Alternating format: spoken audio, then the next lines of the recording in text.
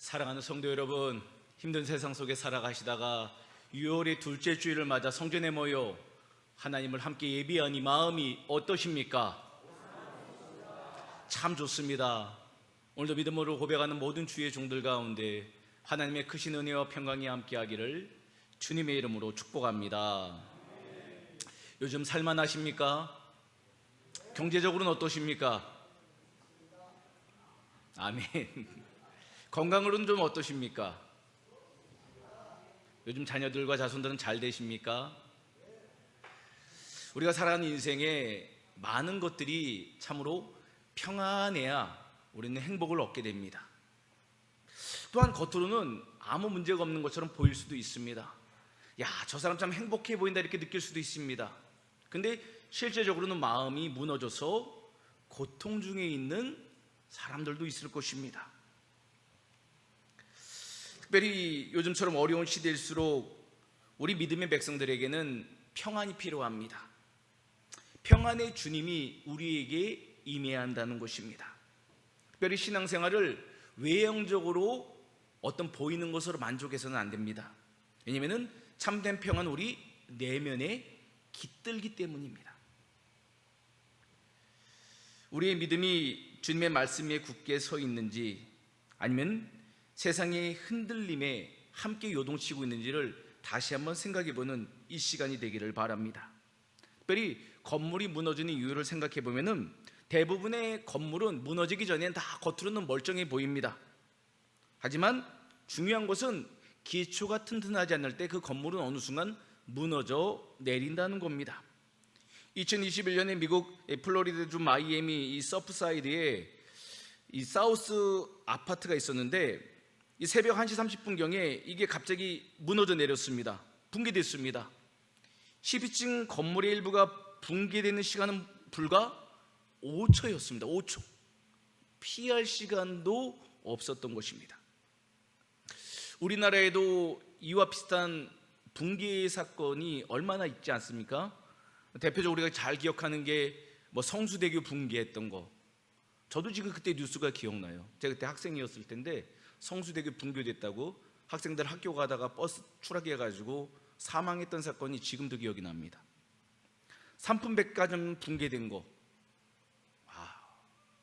왜 그러면 다 붕괴가 됐을까?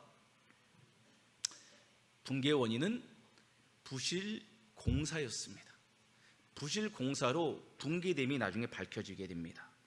건물을 지을 때 건축 기준을 지키지 않았습니다. 기초를 제대로 세우지 않은 것이 붕괴의 원인이었습니다. 이런 건물은 붕괴되기 전까지만 해도 멀쩡해 보입니다. 하지만 보이지 않는 곳에는 이미 무너지고 있었던 것입니다. 신앙생활도 이와 유사합니다. 교회를 오래 다녔어도 열심히 봉사했어도 직분을 받았어도 신앙의 기초가 든든하지 않으면 언제든지 영적으로 무너질 수 있습니다. 미국의 크리스천 투데이에서 성장하는 교회 100곳을 분석한 결과를 발표한 적이 있습니다. 그 연구를 통해서 공통된 점을 보게 되는데 성장하는 교회들은 넓은 주차장이 있고 다양한 프로그램, 분명한 비전, 체계적인 봉사 시스템이 있는 것을 알게 되었습니다. 그런데 이 성장하는 100교회를 조사한 이 연구 결과에 마지막 이런 중요한 질문을 던집니다. 교회는 성장했는데 하나님을 더 알고자 하는 열망도 함께 성장했는가? 교회는 성장했는데 하나님을 더 알고자 하는 열망도 함께 성장했는가? 이 참 중요한 의미가 있는 것 같아요.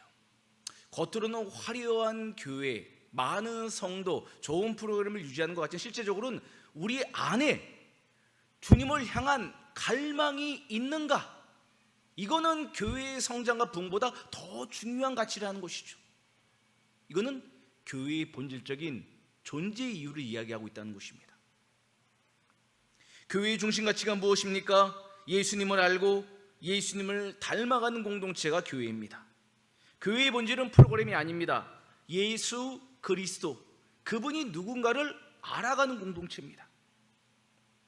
오늘날 많은 교회와 성도들이 신앙의 방향을 잃고 있는 것 같습니다. 예배를 드리지만 감격이 없고, 봉사를 드리지만 기쁨이 없고, 열심은 있는데 예수님은 보이지 않는 것 같습니다. 이럴 때 필요한 것이 무엇일까요? 바로 신앙생활 리빌딩 해야 됩니다. 리빌딩이 뭘까? 단순한 보수공사가 아닙니다. 낡은 건물을 조금 수리하는 것이 아니라 건물의 문제를 진단하고 기초부터 다시 세워갈 때 더 건강하고 견고하게 만드는 과정이 바로 리빌딩입니다. 신앙생활 리빌딩이란 무너진 신앙을 다시 수리하는 정도가 아닙니다. 예수 그리스도를 기초로 신앙을 새롭게 재건축하는 게 바로 신앙생활 리빌딩입니다. 오늘 자막을 참 준비를 잘했는데 우리 성도들과 함께 나누지 못해서 좀 아쉽습니다. 오늘 본문에서 그래서 사도 바울은 빌립보 교회 성도들을 향해서 여러분 지금 복음에 합당한 삶을 살아가고 있습니까? 그게 아니라면 신앙생활 리빌딩 해야 됩니다라고 이야기하고 있다는 것입니다. 오늘 말씀을 통해서 우리들의 신앙생활을 새롭게 재건축하는 은혜가 임하기를 소망합니다. 2절 말씀을 우리 함께 보겠습니다. 성경선생님들 2절 함께 봅니다. 시작. 개들을 삼가고 행악하는 자들을 삼가고 몸을 상해하는 일을 삼가라. 아멘. 우리가 이 말씀을 통해서 알게 되는 신앙생활 리빌딩 첫 번째는 무엇인가? 바로 구원의 기초를 바로 세워야 한다는 것입니다.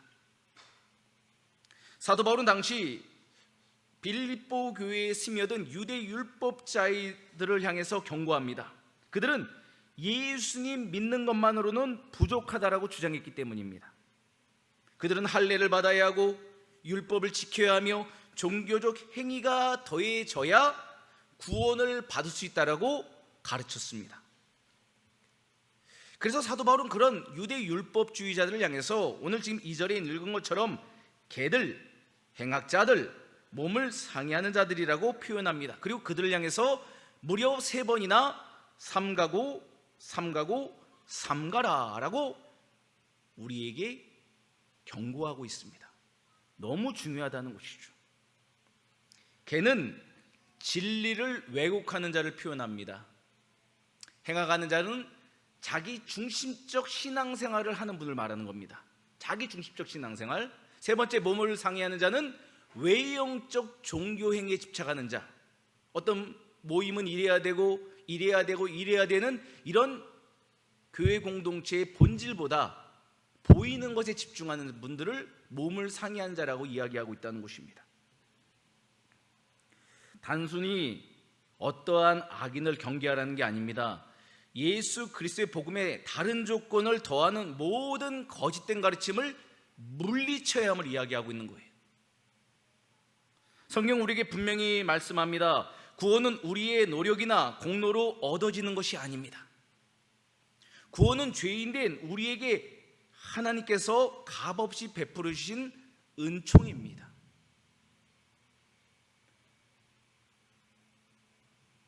구원은 우리가 하나님께 올라가기 위해 쌓아 올리는 사다리가 아닙니다. 오히려 하나님께서 우리를 찾아 내려오신 은혜의 사건입니다. 우리는 스스로 하나님께 나아갈 수 없습니다. 하지만 그런 우리를 하나님이 친히 성육신하에 찾아오셨습니다.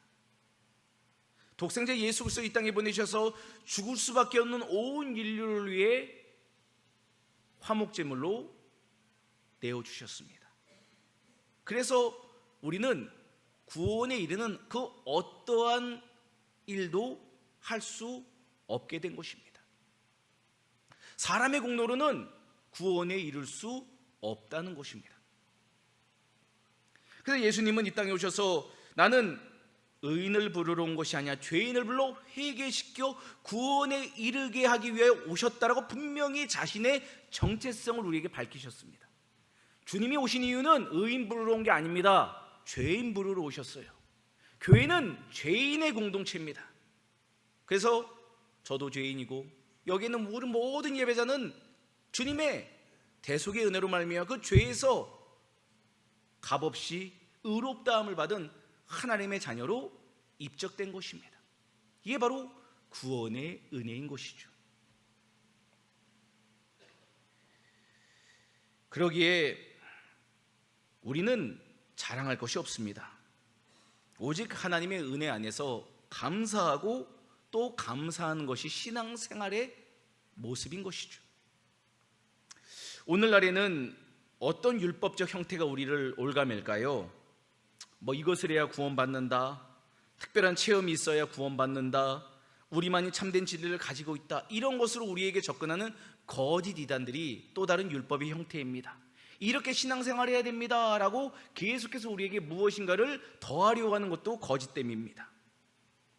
복음은 분명하게 오직 예수 그리스도만이 우리의 구원의 길임을 보증하십니다. 사도행전 4장 12절 말씀 제가 봉독해 드리겠습니다. 다른 이로서는 구원을 받을 수 없나니 천하 사람 중에 구원을 받을 만한 다른 이름을 우리에게 주신 일이 없음이라 하였더라. 아멘. 다른 이름으로서는 구원을 받을 수 없습니다. 이만희, 정영석, 장길자 이런 거짓된 이름으로는요 절대 구원받을 수 없습니다. 오직 예수 그리스도 그분 외에는 구원을 받을 만한 다른 이름 우리에게 주신 일이 없음을 이미 성경은 약속하셨어요. 그럼에도 불구하고 당시 율법 유대주의자들은 그 예수 그리스도뿐만 아니라 더한 것을 더해서 구원에 이룰 수 있다라고 가르쳤다는 것입니다. 그래서 신앙생활 리빌딩이 필요합니다. 우리 신앙생활에 지금 격가지들 잘못된 복음을 잘라내야 됩니다. 예수님 믿어야 구원받습니다. 이거 외에 다른 복음을 믿게 하는 모든 것들을 물리치는 우리들이 되기를 주님의 이름으로 축복합니다. 그래서 이 시간 한번 따라해 보겠습니다. 예수님 믿어야 구원받습니다. 예수님 믿어야 구원받습니다. 다른 이름으로는 구원을 받을 수 없습니다. 혹시 우리 주변에 누가 다른 이름을 소개한다면 예수의 이름으로 물리치시기를 주님의 이름으로 축복합니다. 그래서 우리 신앙생활이 구원의 기초가 든든해야 됩니다. 바로 세워져야 됩니다. 건물의 기초 위에 세워지듯 우리의 신앙은 예수 그리스도의 반석 위에 세워져야 합니다. 예수님만이 나의 구원이십니다. 날마다 고백함을 통해서 우리는 영적 리빌딩을 온전히 감당하는 신앙생활하기를 간절히 소망합니다. 3절부터 6절까지의 말씀인데 읽진 않겠습니다. 우리 두 번째 본문을 갖고 생각해 볼 수 있는 신앙생활 리빌딩 두 번째는 세상 자랑 철거하고 예수님을 최고의 가치로 세워야 합니다. 세상 자랑을 제거해야 됩니다. 예수님만이 우리 삶의 최고의 자랑임을 나타낼 수 있어야 한다는 것입니다. 왜 사도 바울은 이런 이야기를 합니까? 당시 율법 유대주의자들은 육체를 신뢰했습니다. 육체를 신뢰했다는 것은 자기가 무엇을 한 것을 자랑하길 좋아했다는 거예요. 내가 무엇 했는데, 교회를 위해서, 성도를 위해서 이런 것들을 했는데라고 자랑했다는 것이. 그래서 육체라는 단어는 몸, 성품, 공적을 의미합니다. 따라서 육체를 신뢰한다는 자는 자기의 착한 행동, 좋은 조건 등을 신뢰하며 우월주의를 갖는 걸 말하는 거예요. 교회 안에서 우월한 사람은 아무도 없어요. 목사가 우월하지 않습니다. 우리 다 동일한 죄인입니다. 우리 다 동일한 구원받은 공동체입니다. 다 주님의 청지기고 종이에요. 서로 성령 안에 겸손히 허리띠를 동이고 서로를 좋게 여기는 주님 닮아가는 모습만이 있을 뿐이죠. 육체를 자랑한다는 것은 여전히 아직도 육에 속한 사람으로 살아간다는 겁니다. 영의 사람이 아니라는 거예요. 그래서 그들은 이 육체의 신앙의 기준을 삼아서 자랑하는 걸 부끄러워하지 않았습니다. 하지만 참된 신앙은 사람의 기준이 아니라 오직 예수 그리스도를 기준으로 세우는 사람입니다. 생각해 보십시오. 사도 바울은 인간적인 조건만 놓고 보면 얼마나 뛰어난 사람입니까? 그걸 3절부터 쭉 이야기하기 시작합니다. 그는 히브리인 중에 히브리인이었고 베냐민 지파 출신이었습니다. 바리새파에 속했으며 율법을 엄격히 배웠습니다. 가말리엘 문화에서 최고의 교육을 받았습니다. 율법을 향한 열정, 종교적 헌신, 그 누구보다도 뒤처지지 않는 신앙인이었습니다. 오늘날로 말하면 사도 바울은 최고의 가문, 최고의 학벌, 최고의 경력, 최고의 종교단체에 속했다는 것입니다. 그는 모든 스펙을 가진 종교인이었어요. 하지만 그는 예수님을 만나 자기가 종교인이었음을 깨닫게 돼요. 그리고 예수님을 믿고 이제는 신앙인으로 거듭나게 됩니다. 신앙인으로 거듭나게 깨닫게 된 게 무엇인가? 내가 믿고 자랑했던 것이 쓰레기였구나를 알게 된 거예요. 쓰레기였구나. 배설물처럼 버리는 것이었구나. 이거는 돌아볼 가치가 없는 것이구나를 그때 깨닫게 되는 것, 그 사람들이 신앙인입니다.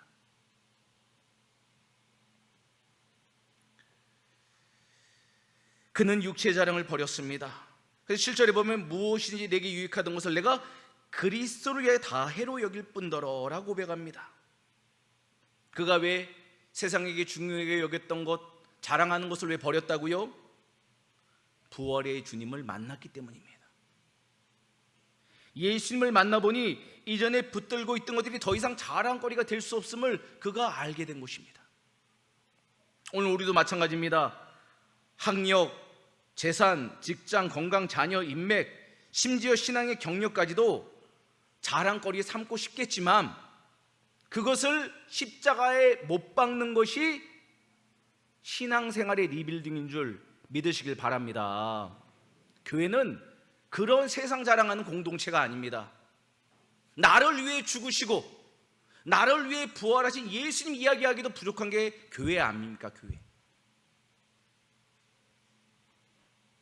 그러므로 신앙생활의 리빌딩은 교회 출석 연수보다 더 중요한 신앙의 성숙이 일어나는가? 여기 있습니다. 예수님과의 거리가 얼마나 동행하는 가까움인가? 바로 거기에 신앙의 진보가 있는 것입니다. 돈이 중심되는 사람은 돈을 자랑하게 되어 있습니다. 성공 중심지향적인 사람은 성공 이야기를 합니다. 자녀가 중심이 되는 사람은 자녀 이야기를 하게 되어 있습니다. 직분이 중심이 되는 사람은 직분 이야기만 하게 되어 있습니다. 하지만 예수님을 사랑하는 사람은 예수님 이야기를 하게 되어 있습니다. 왜냐하면 사람은 중심에 있는 가장 최고의 가치를 이야기하는 것을 기뻐하기 때문인 거예요.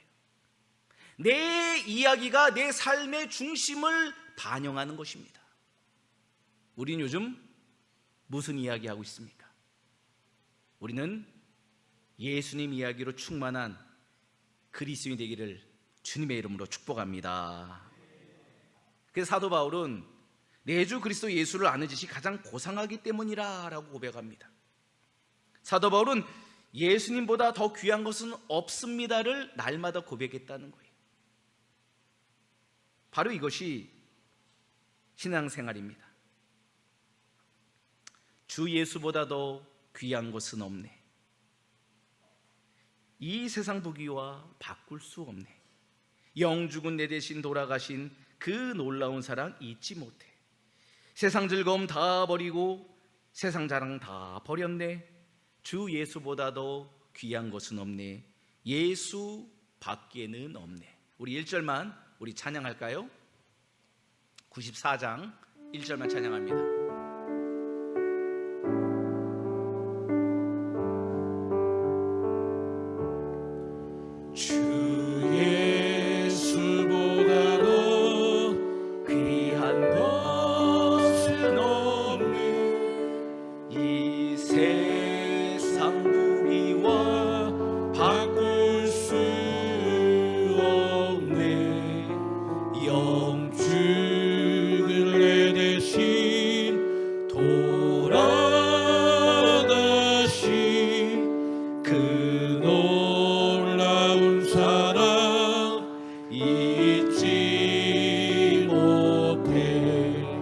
세상 즐거움 다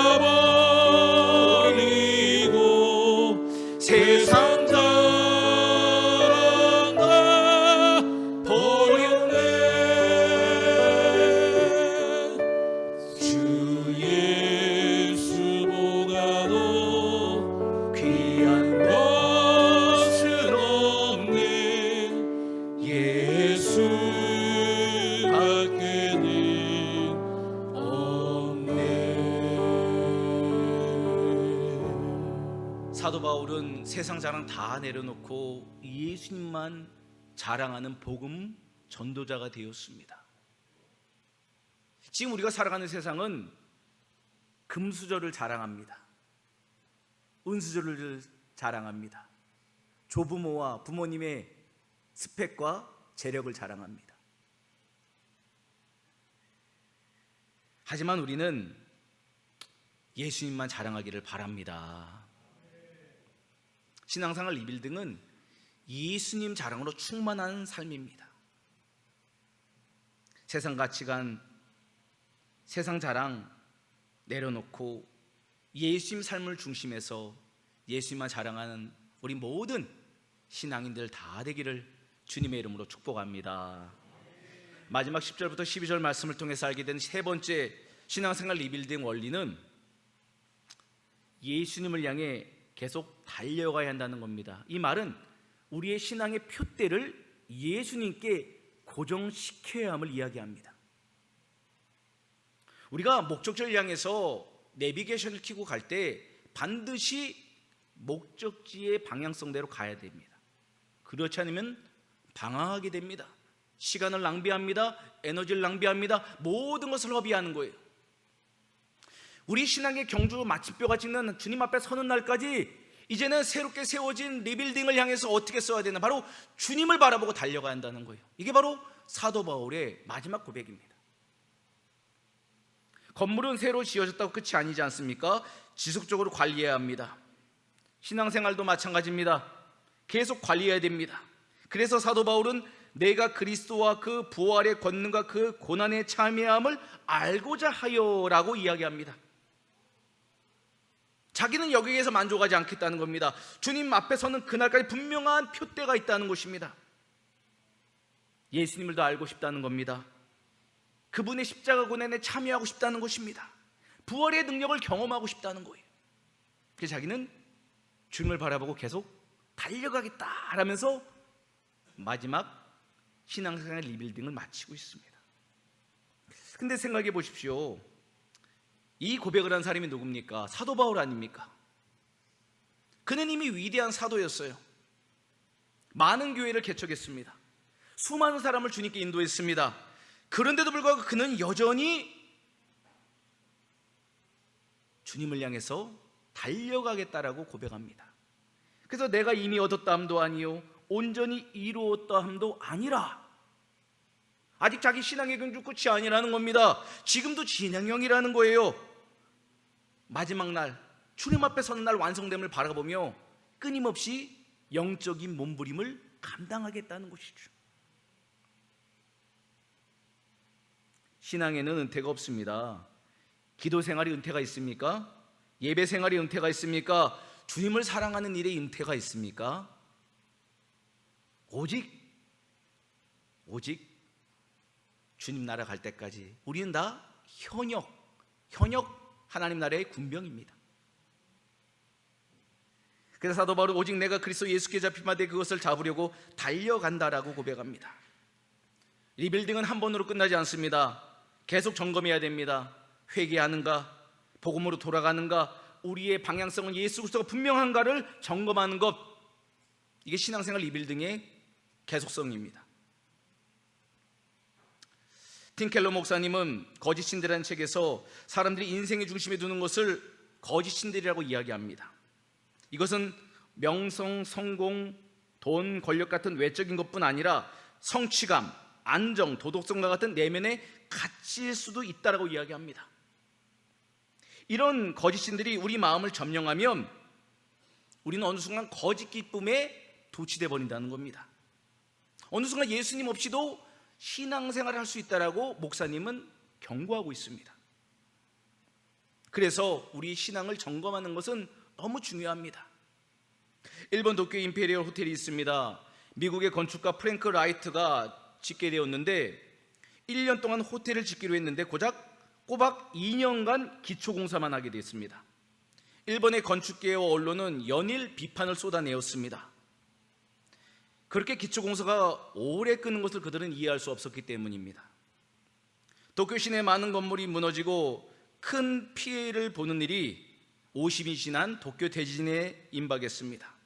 하지만 이때 임페리얼 호텔은 유리창 대여섯 장만 깨졌을 뿐 전혀 건축물에는 문제가 없었다고 합니다. 그 이유가 어디 있었는가? 기초가 튼튼했기 때문입니다. 신앙도 마찬가지입니다. 편안할 때는 기초가 보이지 않습니다. 모든 것이 순조로울 때는 우리가 어디 위에 세워진지를 점검 안 하려고 합니다.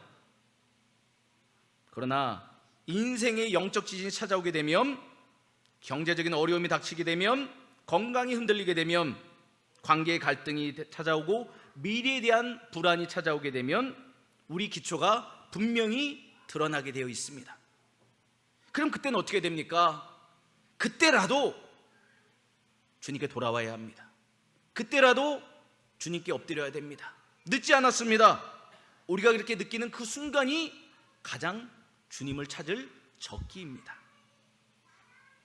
사랑하는 여러분, 신앙생활 겉모습에 만족하지 마십시오. 누구의 인정으로 만족하지 마십시오. 우리가 붙들고 있는 것이 예수 그리스도인가 점검하시기를 바랍니다.